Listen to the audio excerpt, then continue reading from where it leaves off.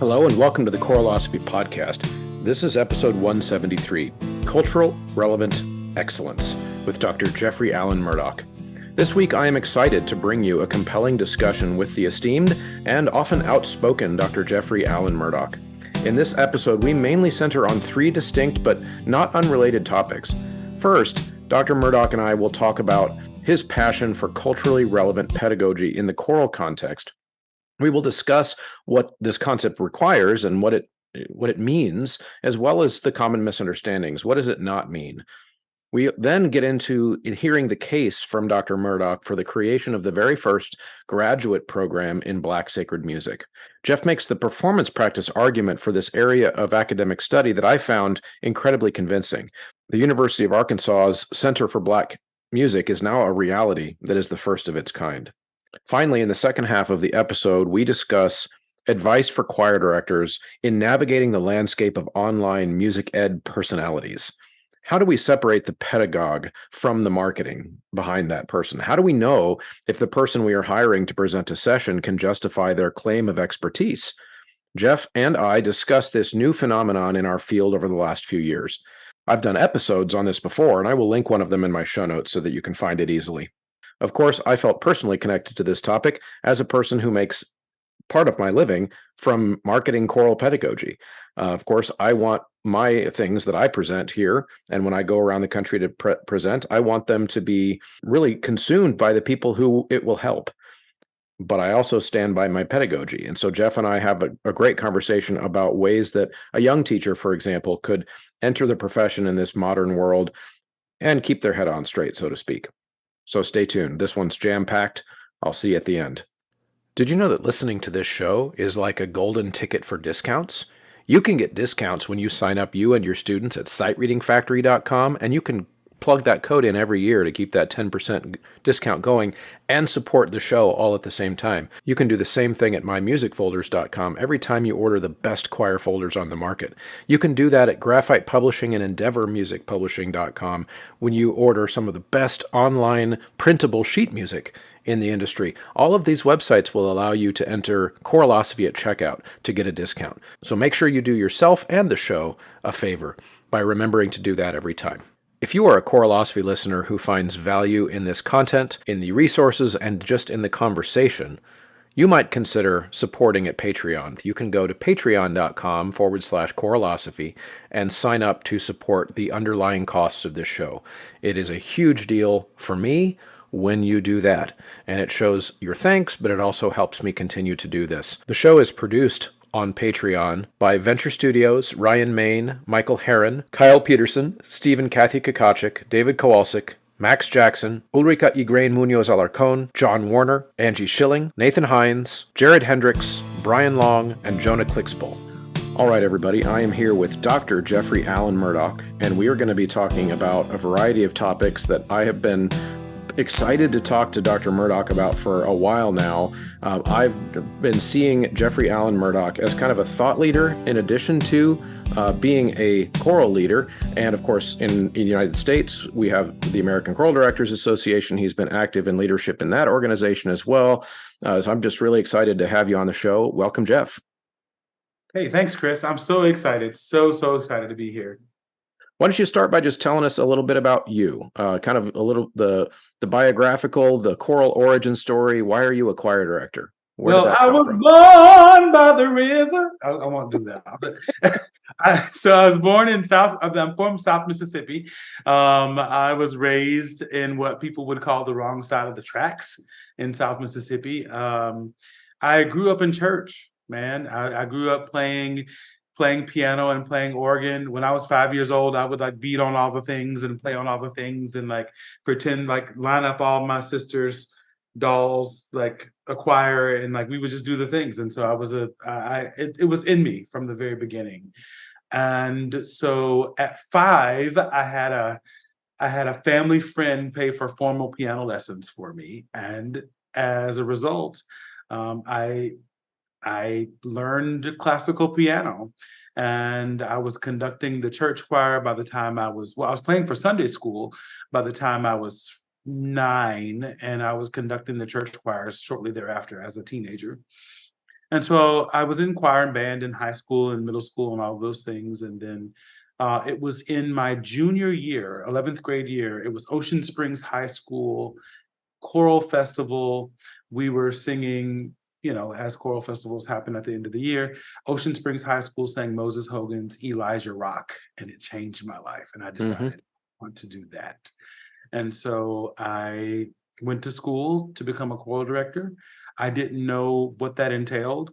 I drove up an hour and a half to the University of Southern Mississippi from the Gulf Coast. And it was the middle of the summer, and audition season had already passed. And I just wandered into the music building by happenstance. And the person who would later become my voice teacher came kind of floating. She's a diva operatic soprano, and she kind of has this really large presence. And I experienced it for my first time as I wandered into the music building, and she floated down the staircase and met me, and was like, "What are you here for?" I was like, "I want to be a music major," and she auditioned me and helped me get my scholarships and all those things squared away. And so the rest, as they say, is history.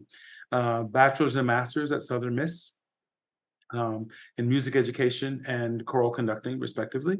And then I moved to Memphis, where I taught high school for 11 years. And while doing so, I learned a lot about culturally relevant pedagogy. When I moved to Memphis, I thought I had it all together. I was like, I've got the pedagogy, I know how to conduct, I know all the things. And so I got to East High School in Memphis, Tennessee, and I thought I would put all those things to use in a program that had not had a choral program theretofore.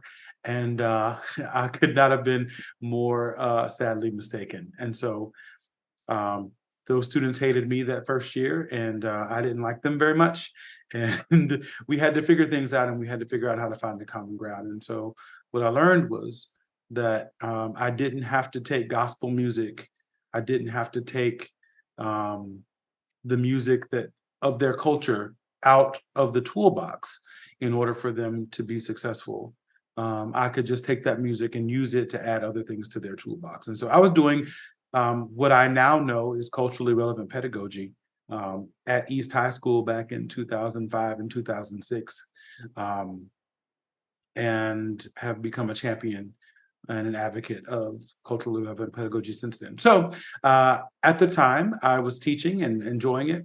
And I began taking night classes here and there at the University of Memphis for my PhD in music education. And it was really because I wanted to be the music supervisor. The music supervisor for the city of Memphis was going to be retiring soon and had kind of decided to groom me as his successor. And that's kind of what I was doing and why I started taking classes and so forth. And yeah, I took those classes, and about 5 years in, they were like, "Hey, you've completed most of your coursework. What are you going to do now?" And I Right. didn't do it. And I sat on it for a while and continued to write and do research and those sorts of things. But then, after teaching for a decade, I decided to stop teaching, finish the dissertation, and I applied for many jobs, and the job that spoke to me most was the one that I am in now at the University of Arkansas. And so I'm now in my ninth year at the University of Arkansas. As I started as the associate director of choral activities, I'm now the director of choral activities and founding director of the Arkansas Center for Black Music. And I'm very excited about what I do. I love going to work every day, and it's just amazing. That's quite a journey. That's all. That's awesome. And so much of kind of the meat of the conversation I'd like to have with you is right there in your story. And so I think actually let's start with, I know you said you're passionate about cultural relevant pedagogy and teaching, and you had a real world experience with kind of being slammed in the face with the reality of what it's going to take to get these kids to, as you said, to kind of expand their toolbox. So why don't you give us just for the audience's understanding and kind of getting right away to a common definition. When you say cultural relevant pedagogy, what would be the I guess bumper sticker version of a working definition that you use when you talk about that term? Okay. So the term was actually coined in 1994 by scholar Gloria Ladson Billings. Hmm. And it's just this idea of taking students from where they are to the place that we want to go together, using who they are as a guide to get to that place. Okay. Yeah, that's great. And so, I think one of the things I want to get your take on this, because this is something that I'm in education in K-12.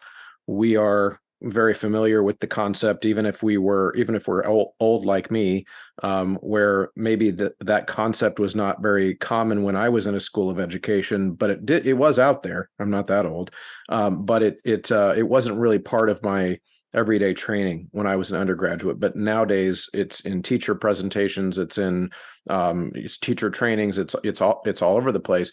And I think one of the things that's interesting to me is that we've kind of gotten to a place where people can talk about being kind of a supporter of cultural relevant pedagogy, but then there's also the other side of that, which is people misunderstand it. Yeah. In other words, if I give certain kids from a certain background a certain piece of music that matches that background, then they will automatically learn. But that's not really what Gloria Ladson-Billings is saying, and No. it's more to it than that. So why don't you, like, if someone were to say, for example, I'm going to give one of my Black students some gospel music so that they'll learn how to do choral music. Well, that's missing the mark. So what would you say to that person? And that's actually, that'll take me in a different direction in just a moment. Okay. Yep. But I will say that if someone is engaging in culturally relevant pedagogy, there are three tenets to culturally relevant pedagogy. One of them is high standards, in that we are creating high standards for our students to reach, no matter who they are, no matter where they're from. The standard does not change. We do not lower the standard in order to achieve culturally relevant pedagogy. The second thing is to create essentially multilingual students in terms of music. And so I'll explain that a little bit more. So it is not because I have a Black student in my class, or because the majority of my class is African American, that I then incorporate African American music as a part of the curriculum, right? That's a part of it, but it is not the entirety of it, right? So students should become multilingual. If I have a Latina student in my classroom, if I have a Marshallese student in my classroom, if I have an African American student in my classroom, if I have a white student, a white Irish descendant, descendant of an Irish immigrant in my classroom, then the things that I do in my classroom should speak to all of those people at some point. You're not going to get there in 1 year. You may not get there in a semester. You might not get there in 2 years. But it's this idea of, and I'm a Christian and a believer, and so it's this Pauline idea of becoming all things to all people, that we might some. And so that's what that second tenet is. It's not, I have Black students in my classroom, Black students listen to rap, so I have to incorporate rap. That's not what this is. Right. It is creating an opportunity for students to see themselves in the classroom, in the curriculum, in the work that they are doing. Right. Yeah, that's really good. And I've got, I'm not sure if you're familiar with an academic named Kareem Weaver, but he's kind of a colleague on the reading side of the education world. So not a music person. He's really focused on getting kids in basically the urban cores of the United States to improve their literacy skills. And he's really, he had a great quote the other day where he said, I'm just going to get your reaction to this kind of as a concept. But he said, cultural relevance is not a workaround for evidence-based instruction, using high quality instructional materials and having the time to plan. In other words, you can't just put a book about Dr. King in front of a Black child and expect that they'll learn to read. Exactly. And I retweeted him and I was clapping, like, because I think that's where people, and I think it's well intended, that when people get cultural relevance wrong, that's the kind of thing they get wrong, is they think that if it's about what they read, not how they read. And I think that's the mistake that people make. And I'm just using literacy as an example. In our case, it's not really what they sing, it's how they sing that is that end goal that you're talking about, where we have that high standard and all of those things. But I think how do you feel about the way I'm taking that question there? Oh no, I 100% agree with that assertion. And I think that's important, and I think that that's one of the mistakes that we make, particularly in choral music, is that it's about what they sing and not how they sing. Hmm. And also, if and it goes beyond, even if it is about what they sing, what is the context? What is the historical context? What is the performance practice? What are the other things that are connected to that thing that we are singing? Hmm. Um, if we are talking about hip hop music, why was hip hop founded? You can't talk about hip hop without talking about um, things that were happening in New York in the 50s and 60s that kind of prompted that movement, right? We Hmm. can't talk about spirituals without talking about the origin of those things. And so all of the music that is indigenous to the United States, particularly Black people, but also in many other cultures, has a story behind it. And we cannot sing the music without also telling the story, because those things are inextricably linked. Yeah. And so I think that the history has to go into that as well. For sure. For sure. Now, would you say that this project you're doing at the University of Arkansas, this Black Sacred Music program that you're doing, would you say that this might have come out of some of this passion that you have for this cultural relevance, or did this come out of a completely different part of your brain and your energy? How would you describe that? Probably a little bit of both. Um, what I know is that I was born and raised and steeped in the gospel tradition, and I take it very seriously. I think that there is a very specific and relevant performance practice that is associated with gospel music. And I feel like gospel music and music that is similar to gospel music has often been put on the back burner as not serious music. Mm-hmm. It is often seen as by choral directors as um, the fluff music, or historically has been seen as such. Hmm. Um, I see in the I Am a Choir Director Facebook page often questions like, I need a fun gospel piece or spiritual to end my concert. And so this music has become relegated to the fun closers for the end of the concert, when there's so much more to it. Um, just like we study the performance practice, if I'm going to perform um, Mozart's Vespers or a Haydn Mass, then when I'm thinking about it, okay, so I'm doing Haydn, all right, I'm doing Mozart. Where was this piece written? When was this piece written? Okay, what is the language of the people spoken in the area where this was written, right? Hmm. So if I'm doing Mozart and I'm doing Regina Angelorum text, because Mozart is in Austria, that text becomes Regina Angelorum, right? Because Hmm. we're talking about Germanic Latin. And so all of these things, all of these nuances in performance practice, and of course, you don't have to do those things, right? But you do the research to ensure that you have a tool chest from which to draw all of these different performance practice things, and then you make a decision as a conductor based on all of the research that you've done. Right. And heretofore, or historically, our we've not done that same research when it comes to things like spirituals or gospel music, because there are certain nuances. Is it, if it's a gospel piece, for example, was that piece written by a gospel artist in Memphis, or in New York City, or in Detroit? Because those sounds are all going to be very different Hmm.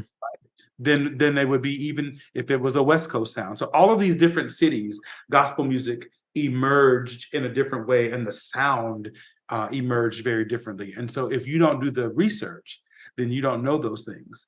And so, like the wide vibrato sound that you would get from New York James Hall kind of vocal jazzy gospel, and the West Coast like warm, cool, warm sound that you get from jazz that happens in the West Coast versus the Detroit very serious, very hard singing style versus the Memphis bark. If you haven't done that research, then you don't know that those sounds are very different depending on the composer. Or the Detroit or Richard Smallwood and Thomas Whitfield sound. Richard Smallwood is in the DC area. Thomas Whitfield is in the Detroit area, passed away now.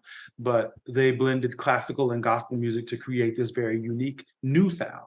And so gospel music is not a monolith, nor are spirituals a monolith, right? So Moses Hogan is very specific about what he wants in his music, and he will write it as such.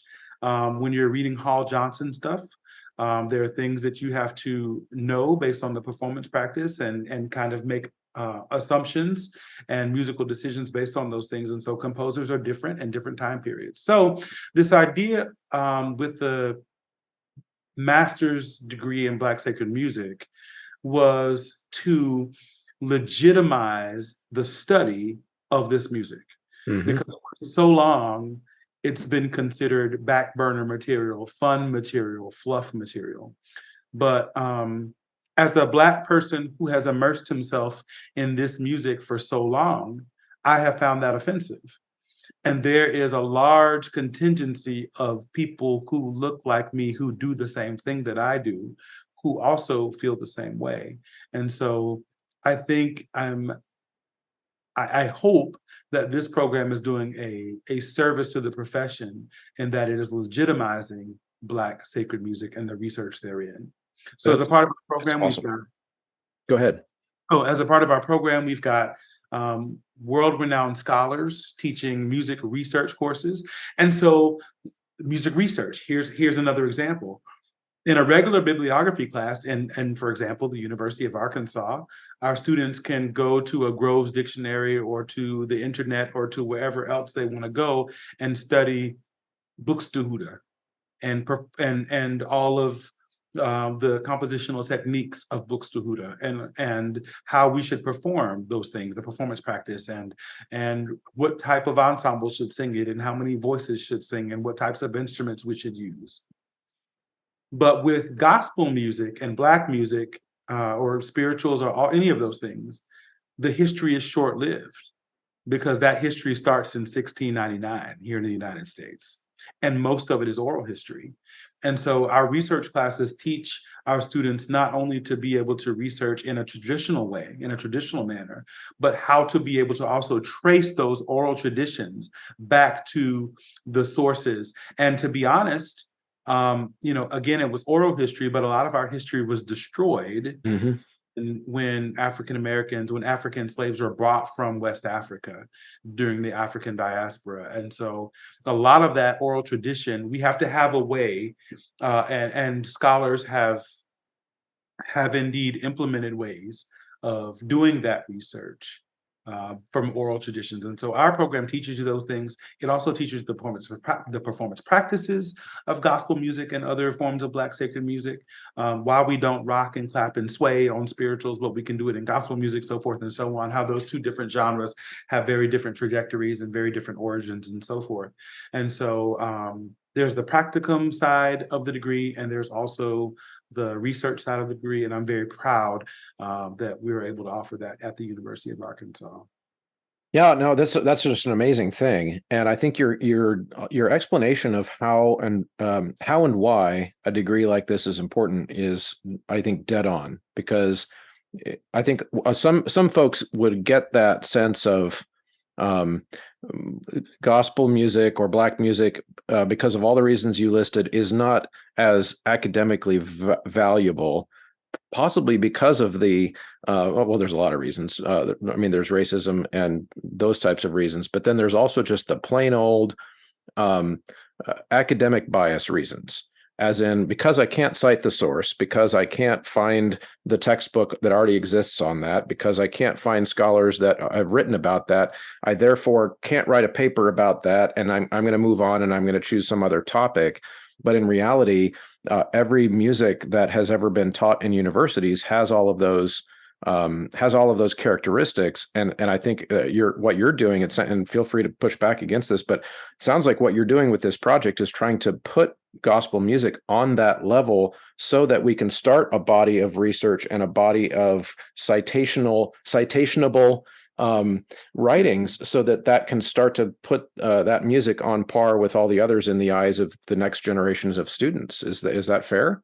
Absolutely, that is fair. And in fact, the master's degree in Black sacred music is just one part of this the entire program that we started, the Arkansas Center for Black Music, which has it's got the master's degree program, it has a certificate program, but we are also beginning through the University of Arkansas Press a research arm, so that we can create a body of research from which future scholars can glean and know that these things are here. The evidence is here, and so we've got scholars who are doing the work right now feverishly to get it all down on paper. And so hopefully the University of Arkansas Press and the Arkansas Center for Black Music will help to create that repository for that Black sacred music research. Yeah, it kind of reminds me in some ways, of the trajectory that jazz took in the United States about 75 years prior, in the sense that it started out as a type of music that the typical American looked at as like only for the clubs and only for the seedy nightclub dance parlors and New Orleans, and then 50 or 60 years later, it's being studied in universities, and you can get a PhD in it, and all those types of things. And maybe the gospel music genre, as kind of in many ways a uniquely American genre, gets to travel along that trajectory as well. But and it would start right there at the University of Arkansas. I would love for that to be the case. Yeah. Absolutely. That's an amazing thought to get it to that point. I'm going to tell you a story about a gospel music experience that I had when I was probably 25-ish. I just want to get your reaction to this. So you were talking about the performance practice and knowing which type of sound that you could use to maybe, if you were doing a Smallwood piece versus something that's more kind of West Coast, and all of those things, which you're exactly right. In other types of music that we've studied for hundreds of years in the academy, we know those types of things. You can go find those types of answers relatively quickly. But then I also like that you said that sometimes performers, even though that performance practice information is out there, not every choir director has the time or the resources to get every detail right. And I imagine you would probably agree that in a lot of cases, it's still important that we still do the music. We don't necessarily just put it to the side just because we don't know every single detail. Choralosophy listeners will remember RyanMain.com, but he has recently created EndeavorMusicPublishing.com, which is something different, something bigger, and something better. Endeavor is not a marketplace. It's a traditional publisher with a 21st century business model, which means that they have editing. Each piece is chosen and selected with accessibility in mind. Endeavor supports composers with a majority of the sales going right to the composer. Plus, there are tons of voicings to fit the needs of your program, instant downloads, full recordings, practice materials, and more. So head over to EndeavorMusicPublishing.com now and check out the catalog. I was on a choir tour in Europe, in Poland, actually, when I was in graduate school. And we had a gospel piece on our program. And this was like 2005. So I'm sure that it would not have stood up to the muster of the University of Arkansas Black Sacred Music Performance Practice Program. We were doing our best, and it was, I think we did a good job. But what was interesting about that performance experience in Poland was that, of course, the audiences over there, they love gospel music. Typically in Europe, all across the continent, they just love it. They don't know a whole lot about it, but they just love it. They go crazy for it. And then afterwards, of course, we're a choir of mostly white Midwesterners at the time, coming from UMKC. And after the performance, there was this group of Polish teenagers that came and crowded us after the performance like groupies. And they asked if they could sing a gospel piece for us. And it was one that they had learned in their community choir or something. They'd come to see us. And of course, it was incredibly cringy and incredibly wrong. but they sang it with so much joy, and the thing I took away from that is, especially with all the racial division issues that we deal with in the United States, in the eyes of those Polish teenagers, they thought that we would love their gospel music because it's American music, and they saw us as American. They saw us as more connected to that music than they were, and so they wanted us to be proud and approve of their gospel presentation, even though I'm sitting there thinking, I don't know a whole lot about gospel music either, but good job, like, yay, And so I had this experience, and I just wonder what your thoughts are about that, and also about just the idea that, gospel music, despite its lack of research that you're trying to remedy, but how much of a global appeal it has really had over the last 30 or 40 years. Yeah, I've actually had similar experiences, and so when I was in college, I started a gospel group called the Triumph Chorale, and we traveled all over singing. And we would do every year at Christmas time, around Christmas time, we would do tours in Spain, Portugal, and France and Italy. And so it was the same sort of thing where we were singing in these. We would sing at, for example, in Palau de la Música in Barcelona. Huge, beautiful space. There's 3,000 people in the audience, all, Catalonians, and we're singing gospel music, and people are going crazy. Mm-hmm. At one of those concerts, and actually at several of these concerts, there are people who they have gospel choirs in these different areas, and they are learning the music. What I appreciate about it is that those folks, I think, are dedicated to the performance practice. I have, since doing those tours, gone back and done workshops in Vigo and in Barcelona and in Genova, Italy, actually very recently, with a group who had come to our concert and who had appreciated the music and wanted to study it and wanted to do it to the best of their ability. And like you said, it can sound cringy, right? Mm-hmm. Hear it for the first time, but the appreciation, I think that they take the music of America as seriously as they take their own music. And Yeah. they work as hard in the performance practice of that music as they do if they're performing, traditional choral music. Yeah. And so I think that they have an appreciation for gospel music and for spirituals that in this country we've not actually had. And I appreciate that, and I welcome that, and I'm willing to have conversations and to give workshops and to give lessons and pointers and all the things to the folks who really want to do it and to do it well. Yeah. Yeah, that's amazing. And I think you're exactly right. I think sometimes in the United States, we would almost like send more appreciation and more value towards the music where we can show off our ability to learn complicated patterns of notes and rhythms. And oftentimes in gospel music, that's not that. I put it this way: it's not that the music is simple; it's that's not the point of the music, to have super complicated, cascading polyphonic things. But in the United States, that's, if we want to show off our choir, that we think that that's the way you show off the choir. And so sometimes when American choirs do gospel music, I think some of that not working hard to get it right comes from the fact that they say, oh, well, we can learn the notes and rhythms, so we'll just do that real quick, and we can have those notes and rhythms down, and we can put that song at the end of the concert without thinking, well, so if I'm going to do that Buxtehude, I'm going to have to dedicate quite a bit of rehearsal time to getting those notes and rhythms, and that's going to be how I show my choir's prowess. Do you think there's anything to some of that, kind of that bias running underneath? Oh, I think that you're absolutely correct in that. And what I try to do, I made a post on Facebook actually recently, and my students didn't know I was going to do this, but it was in the gospel choir rehearsal that I just set up a camera in the corner, and I was like, I'm going to let you watch what I do. It was like the second week of classes. I saw this. Yes, I saw it. It was great.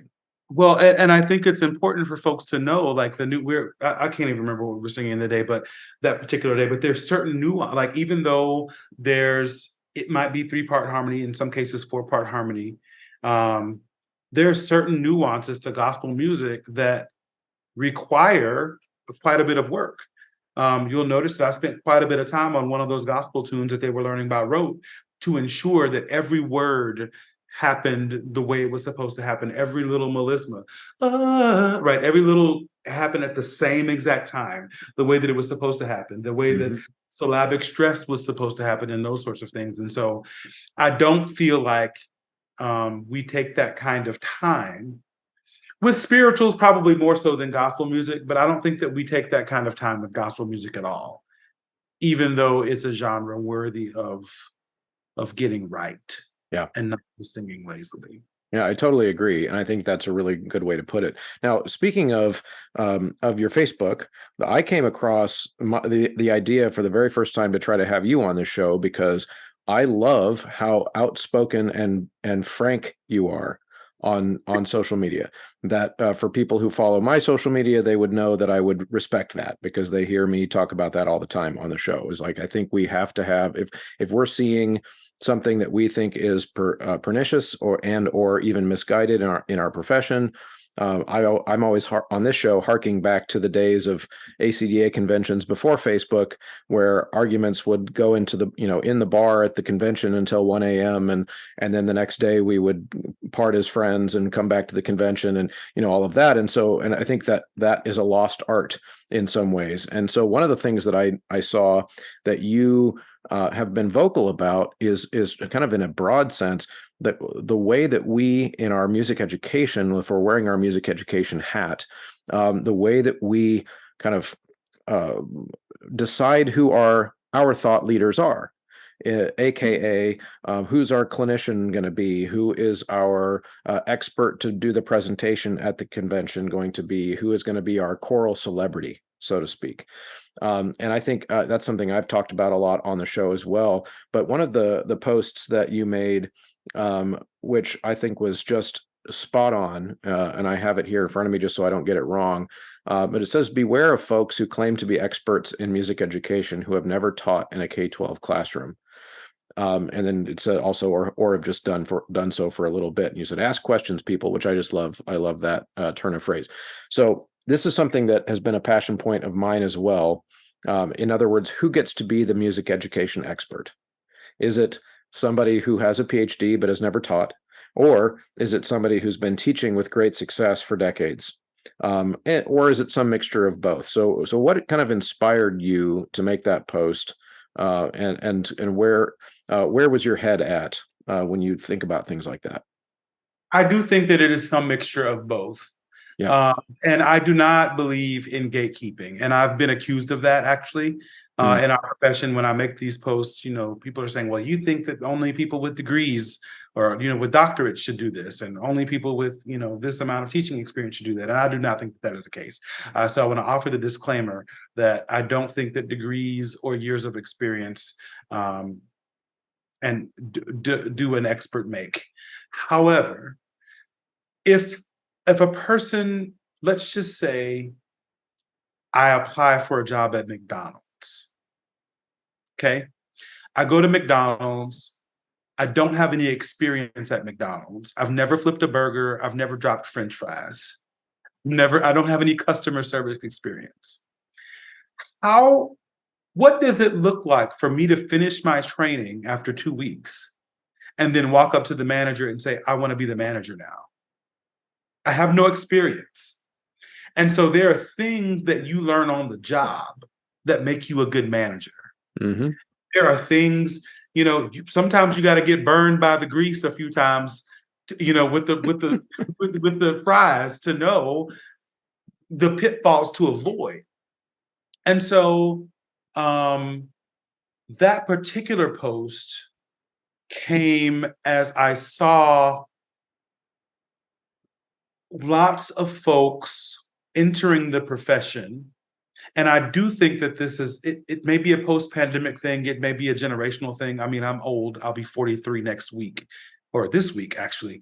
I think that it may be that the generation of now, like I think about my sons who get annoyed when they try to go to a website or something on their phone and it doesn't go immediately, this immediate gratification that our has. I think that we expect immediate success, and that's just not how this works.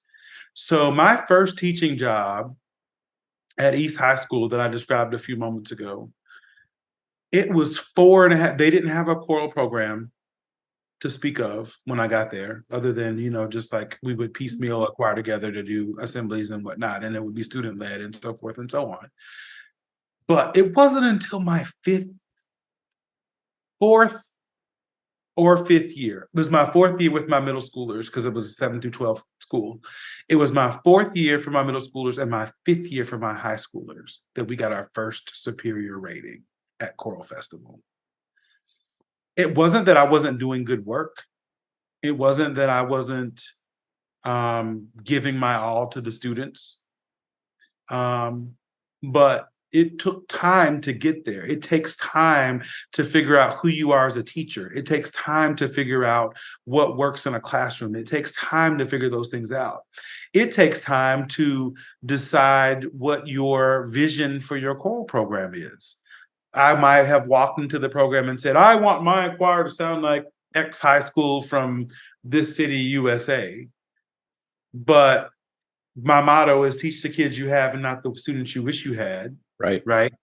And so in this model of teaching the students that are in front of me, it may be that my choir is not going to sound like this school, this 5A school that, travels and sings at ACDA conferences all the time and so forth and so on. And that's okay.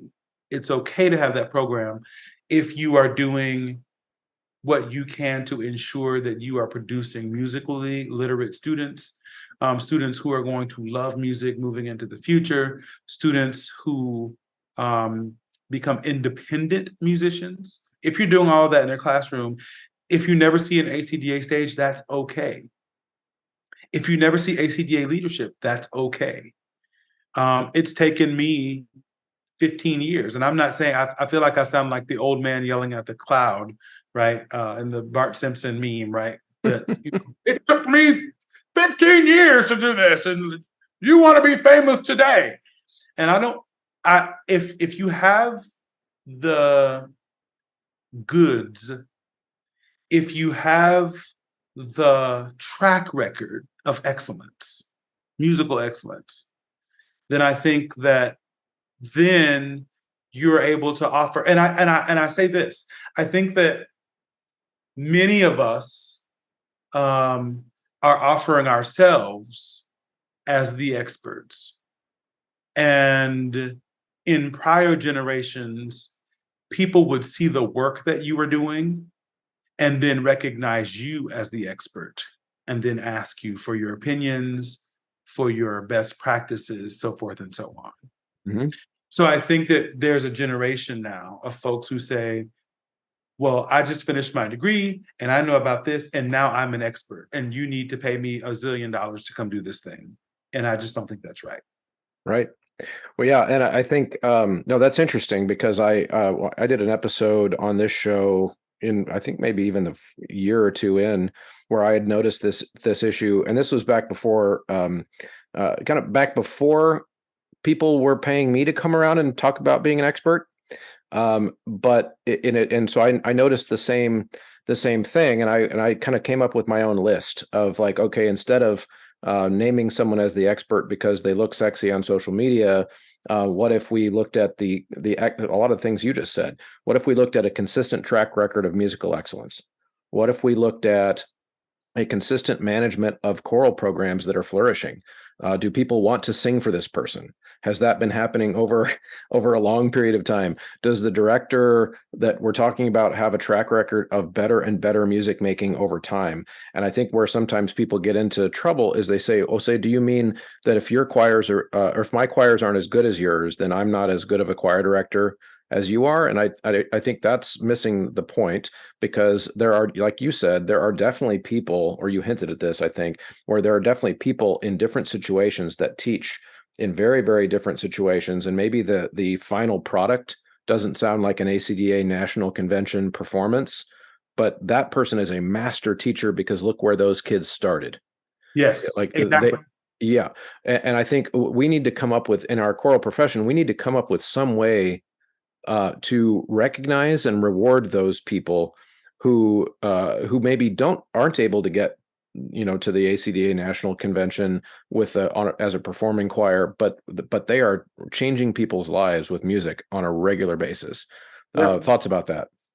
Well, I agree with that 100%. And I think that, success, and I've often talked about wanting to do a research project on this, because I think that one of the challenges is we have defined success as something in choral music as something very specific. And I think it looks very different with different ensembles. I think about a dear friend who conducts a street choir, who has achieved amazing success with that group. Mm-hmm. This particular group has performed on a conference, but would that group maybe have been selected just based on the sheer tone and musicality and all the things? Probably not. But if you're committed to what success looks like, how is choral music serving this community? How is choral music serving those individuals? And how is the director facilitating music making, music learning, music literacy, and all of those things? And if it may be that group goes from, if the radius is, or if the scale is from 1 to 100, maybe getting that group from 1 to 3 requires as much energy as it takes you, Chris, to get your choir from 1 to 75. Mm-hmm. Right? Because of the places from which those folks came, and the things that they bring, and the barriers and so forth that exist. I think about another group, a refugee choir in the Northwest, the same sort of thing. It's excellence and music is happening in that group. And those choir directors are doing excellent work to make sure that they have those experiences. I think back to my time at East High School, and the fact that in year 2, like my first year, we got 3s and 4s at festival. And in year 2, we got 2s. And that was brilliant. And the students were so proud to have been able to do that. I think another thing that goes into that as high school directors is this idea that everybody has to get a 1, right? Yeah, that drives me crazy. And in a real world, I teach a statistics course and a test and measurements course at the University of Arkansas for grad students. And if we're talking about a normal bell curve, most of the people are going to fall in that BC range if you're talking about a normal bell curve. And everybody's like, well, I have to have a superior. Well, what are you superior to? That superlative means that you are superior to something. But if 99 choirs in your district get a superior, then are you superior to that 1 choir that got an excellent, or the 2 that got an excellent? It's ridiculous. And so I just hope that in the future, our profession moves toward celebrating people who have a track record of doing exemplary work in their home programs, because it's easy, right, to go stand in front of an honor choir. It's like I'm conducting the Texas TTBB honor choir in the spring, all state. And like, it's like driving a Cadillac. Like, I can stand in front of them with my eyes closed and just like wave my hand in circles, and they're going to sing their faces off. Yep. Right. But the proof in the pudding is the work that you're doing in your home program, in your home community. And so like, those students are demonstrating strong musicianship skills. Those students are singing artistically with beautiful tone. Those students are singing with passion and conviction. And these are the things, when I'm looking at people that I want to emulate, these are the things that awe me when I hear those groups, and I think, I want to be more like them. I want to achieve what they're achieving. And that may not be at the American Choral Director National Conference stage. It may be someone doing amazing work in the streets of Minneapolis. Yeah. And I think ultimately, and one of the things I had said in the episode I did about this was that if this was many years ago now, but I keep thinking about it ever since then, which is that I wish there was a way, and this is probably just a dream, but if there were a way to somehow, as we evaluate these educators on a more perfect rubric, I want to hear what their choir sounded like on the first day of school. I want to, at that performance, and I might think that, oh, well, that choir they just weren't very good, that choir from down the road. But if I were to hear that choir on the first day of school, would that change my opinion of what that choir at festival sounded like? Because maybe I looked down upon them because they didn't sound that great. But then maybe if I'd walked into that teacher's classroom on the first day of school and seen what that teacher was dealing with, and where they started, and maybe what prior knowledge they did not have, I think that seems like maybe the spirit of what we're both saying here. Absolutely, absolutely. And we've moved to a place where I think that those things don't matter as much. Um, and I want to reiterate what I said earlier, that I don't think that like having degrees or having accolades or having awards is a thing. And I'll be transparent and say that I do a lot of honor choirs. I do lots of all states. I do lots of all region honor choirs. When people read my bio, I very intentionally do not include the fact that I was the 2021 Grammy Music Educator of the Year. And in fact, I think that I just mentioned it now is probably the first time that I've mentioned it in the last month, because the music educator that I am is not defined by any award, right? I appreciate the award, I appreciate the recognition and all of that stuff. But even without that, it's not going to make me any more or less of the music teacher that I am. It's not going to make me more or less passionate. It's not going to make me more or less demanding of excellence. And so I don't even mention it. I don't mention it in conversation. I don't. I don't. And so, like, it's cool to be teacher of the year. It's cool to be, Grammy Music Educator of the Year. It's cool to be, Country Music Awards. I think they have an award like that as well. It's cool to be all these things. But what does that matter if you're not making a difference in the lives of the students that you serve every day? Right. And that's just where I am, man. Yeah, no, I totally agree, and I think that's really what it has to be all about for the next generation of music educators. And and I'm interested in hearing what you think about this quick little dichotomy here too. So we're talking about degrees, whether or not the expertise can be conferred by the degree. So one of the ways I like to say it, and I just want to see if you agree or disagree. And you, by the way, are allowed to disagree with me on my show. That's very important. You understand? So I would say that a degree by itself, just like going through the school program, getting the degree, walking across the stage by itself can't confer expertise. No, By itself. absolutely. You've got to go out and do something with that degree. And I don't care if it's a PhD or a DMA or a master's degree or anything like that. That can be setting you up on a trajectory for a certain type of expertise for sure. But you've got to then go out and do it and prove it in the real world. Agree or disagree? Oh, 100%. And I usually, when I tell the story about my upbringing and how I left USM and then went to my first teaching job, I usually say, I finished my degree. I had the choral methods class. I knew how to conduct. I knew how to choose literature. I knew all the things. I went into a school that was 99% Black. I was Black. They were Black. I grew up poor. They were poor. What could have gone wrong? Right. And I went into that program and I fell flat on my face because the degree does not an expert make. There were so many things that I did not know and that I had to learn on the job. I have I have taught now at the university level for many years, and I have students who left the university, and I've thought they're going to be amazing teachers one day. Bachelor students and master students. I've also had bachelor students and master students that I'm just like, oh my God, please don't tell anybody that I ever taught you. You know what I mean?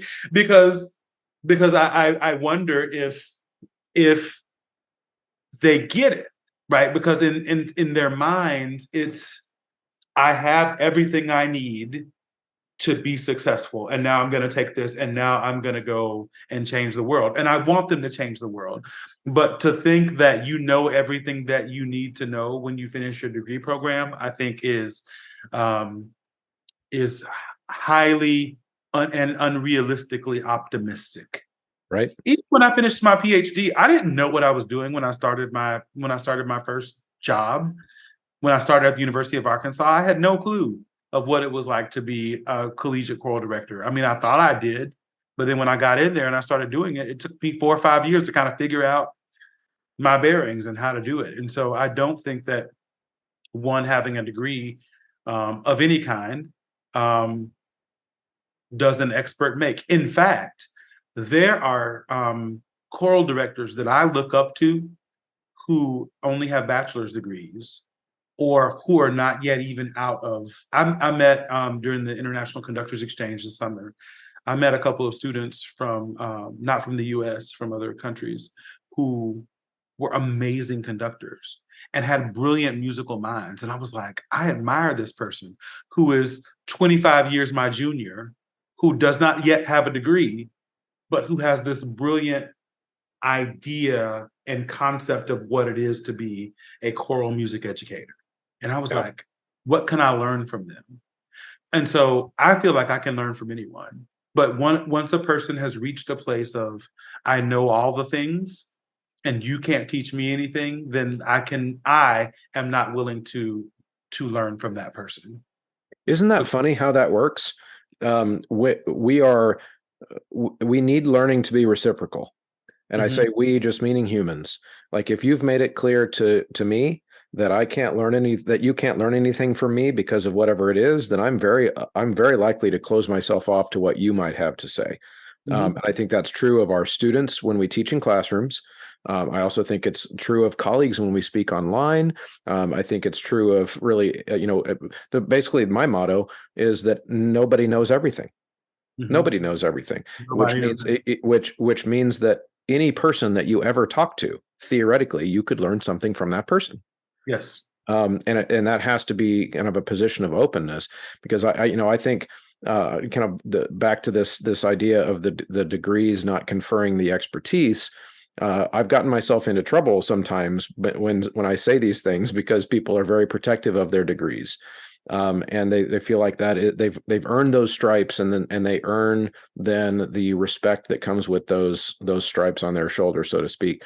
And the way I think of it is like, um, I don't care how many surveys of music education of students a music education professor has done in their ivory tower, so to speak, in the academy.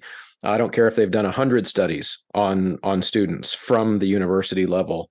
If they've never been in a classroom, I wouldn't call them a teaching expert, because all the studies in the world don't replace interacting with live human children for 4 decades, and figuring out what's true in the abstract or what's true in theory when I do the study is not always true in practice. And I think you said it really well, where when you hit that classroom in Memphis, all those theories kind of smacked you in the face with, like, the reality smacked you in the face, I should say. Thoughts about that?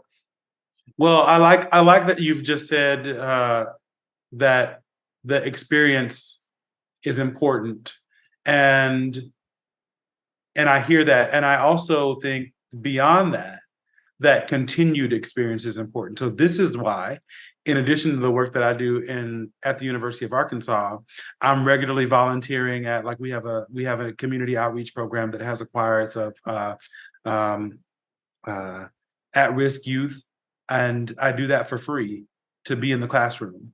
I am regularly in high school and middle school programs in Northwest Arkansas, working with kids and so forth and so on, because I don't ever want to lose touch. And I'm doing that work in local churches and as well, because as a choral musician, I want to be well-rounded. What does it feel like to teach little kids? What does it feel like to teach at-risk youth? What does it feel like to be in a classroom in a clinic situation? What does it feel like to teach college students? What does it feel like to teach senior adults in a choir where the mean age is 142 and they only want to sing, Victory in Jesus Right. in two-part harmony?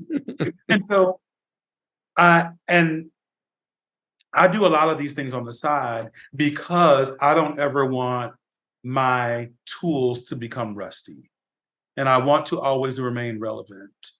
And I don't want to be the person that says, well, you are a teacher and you need to do this, without having myself done those things. Yeah. Yeah, that's really well said. And Jeffrey, I think I could yak with you all night, but I think that's a really good way to wrap this up. Is there anything anything in this conversation so far that I just haven't let you say before we wrap this up? No, this has been fun. And yeah, I agree. And I think that it's maybe I'll leave with this thought then. Um, as a person who has jumped into kind of the relatively new landscape of choir podcasting, I feel very personally connected to the topic we just talked to, because in order to get people to listen to this show, I have to market my pedagogy. That's where most of my audience comes from. My audience comes from people who want to hear me talk about how I teach, and then they take ideas from how I teach and they apply it to their classroom. And of course, yes, I also am known for talking about like controversial choir things, and we do all the things on this show. However, one of the things that I've discovered by doing that is that ultimately, I look back on the last 5 years of doing this show, and I don't think it would be successful if I didn't have an actual track record of success in a classroom to call upon. Right? When I started doing this, I was already 16 years in. I'm 21 years in now. And when I started talking about this has worked for me in classrooms, this has worked for me in a variety of types of communities that I've taught in, those types of things. I think if I had been the teacher we were talking about before, that's maybe just starting, but has already got all these grand ideas about how things should go, I think the show would have fallen flat on its face. So if you were to be able to, talk to the music education student that I know you interact with there at University of Arkansas, what advice would you give them about going out into the world of choral music now in the landscape that we're in, where with all the digital marketing, the choral celebrity, so to speak, and what type of advice would you give them about getting their career started right now? Well, I think what I would say is to make sure that the persona that you present on social media, as you are, because if we're being honest, you have to be active on social media in today's Yeah, age. it's your business card. Yep. And I would tell the students that the persona that you present on social media is backed up by the pedagogy, the work ethic, and the knowledge that is necessary for you to also be successful. Yes. And I would say, and I've advised young students, students who are going out into the field, who start their social media things, to ask questions. It's okay to be vulnerable. We think that like you have to be perfect on social media. I think that as much as I am controversial on social media with various things, I'm also vulnerable. Like there are days when I feel like I really suck as a teacher, and I'll post that on Facebook. I did not have a really good teaching day today. Today was a horrible teaching day for these reasons. And I think it's important for people to know that as well. And I think that those things build credibility. And I think that I would like to see our profession look to those who have built credibility when searching for mentors, clinicians, um, talking buddies, so forth and so on.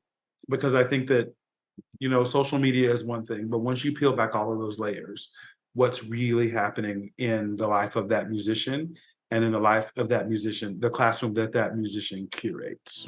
Yeah, I agree completely, and that's really well said. Well, thank you, Jeffrey, for joining us. This has been illuminating, and I appreciate your time. Thank you. It's been fun. Thank you, as always, for sticking around to the end of an episode. I hope you enjoyed that. I think it's a great time talking to Jeff. We could have done that for another hour, I'm sure. We would have found lots of fun things to talk about, so maybe we'll have to have Jeff on again in the future. So again, if you are still here, it means that you really enjoy this show and you are a complete choralosopher. The things that you can do on the way out to help, like, share, leave comments. Every time you interact with the content on social media, it helps boost algorithmically people's ability to see the show. Leave a rating in the Facebook app. You can leave a rating in the Apple Podcasts app. And of course, you can use the promo code at a variety of the affiliates we have here on the podcast. That's sightreadingfactory.com, mymusicfolders.com, endeavormusicpublishing.com, graphitepublishing.com, and you can get your Voce Vista sound analyzing software for your classroom with a link in the show notes. You can enter Choralosophy at checkout at all of those sites to get a discount. And of course, last but not least, join the Patreon, patreon.com/Choralosophy. We'll get you all the behind the scenes content as well as direct access to me. Those are the first questions that I answer are the ones that come to me on my Patreon app. We really appreciate the support of the folks over there. Thanks, everybody. See you next week.